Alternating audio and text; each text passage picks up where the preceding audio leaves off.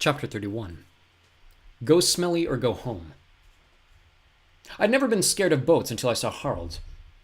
Painted on the prow was Harald's deep sea excursions and death wishes, which seemed like a lot of verbiage for a 20-foot-long dinghy. The deck was a mess of ropes, buckets, and tackle boxes. Nets and buoys festooned the sides like Christmas decorations. The hull had once been green, but had faded to the color of well-chewed spearmint gum.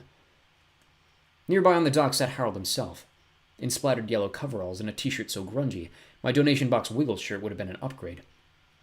He was a sumo-sized guy with arms as thick as the rotating meat spits back at Fadlan's Falafel. And yes, I was still thinking about food.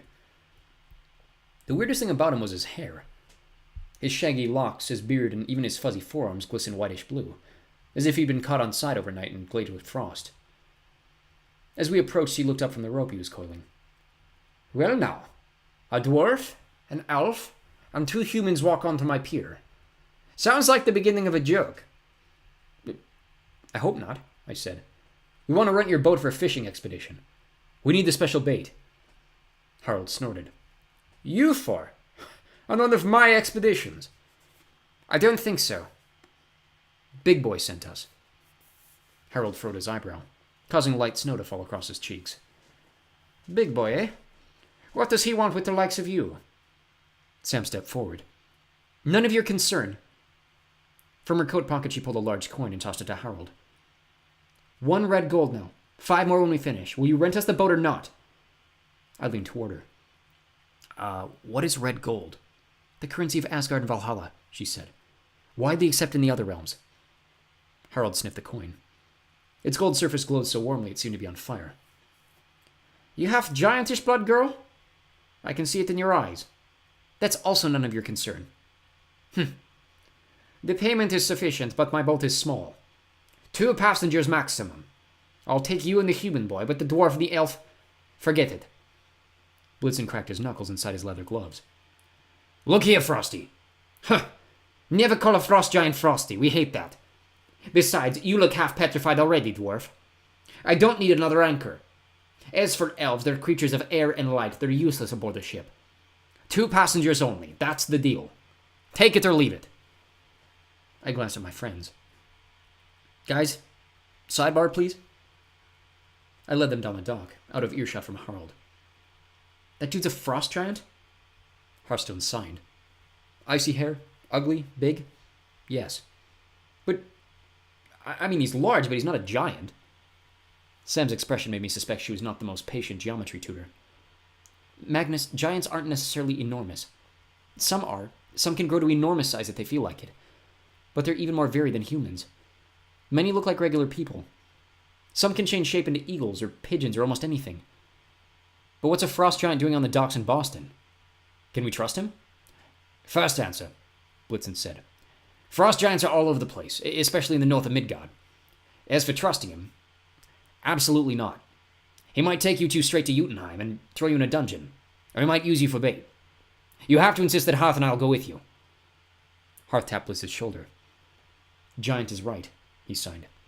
"I told you, too much daylight. You're turning to stone. Too stubborn to admit." "Nah, I'm fine." Hearth looked around the dock. He spotted a metal pail, picked it up, and slammed it over Blitz's head. Blitz didn't react, but the pail crumpled into the shape of his skull. "Okay," Blitz admitted. "Maybe I'm petrifying a little, but get out of the light for a while," I told him. "We'll be fine. Hearth, can you find him a nice underground lair or something?" Hearth nodded. "We'll try to find out more about Fenris and his chains. Meet you tonight. Back at library?" "Sounds good," I said. "Sam, let's go fishing." We returned to Harald, who was fashioning his rope into a lovely noose. "Okay," I told him. 2 passengers. We need to fish as far out in Massachusetts Bay as possible. And we need the special bait." Harald gave me a twisted grin. His teeth might have been cut from the same fuzzy brown cord he was coiling. "By all means, little human." He pointed to a sliding door on the side of the warehouse.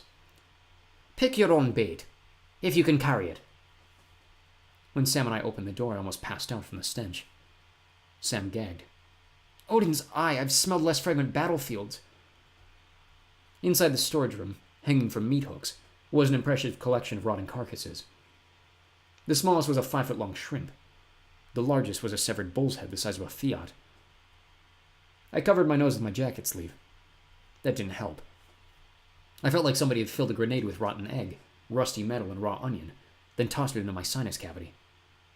It hurts to breathe, I said. Which of these tasty morsels do you think is the special bait? Sam pointed at the bull's head. Go big or go home? She said to the homeless kid. I forced myself to study the bull's head.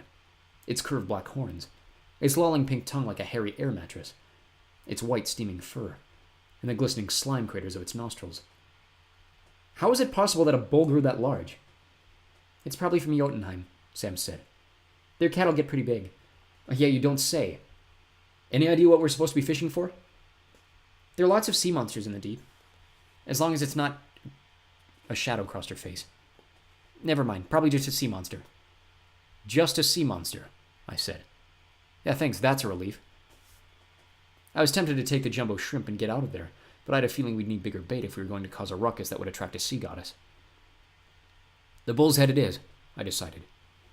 Sam hefted her axe. I'm not sure it'll even fit on Harold's boat, but... She threw her axe at the meat hook chain, which broke with a snap. The bull's head crashed to the floor like a large, disgusting piñata. The axe flew back into Sam's hand. Together we gripped the meat hook and dragged the bull's head out of the storage locker. Even with help, I shouldn't have been able to move it. But my inherent use strength was up to the task. Die painfully. Go to Valhalla. Gain the ability to drag rancid, colossal, severed heads across a dock. Hooray!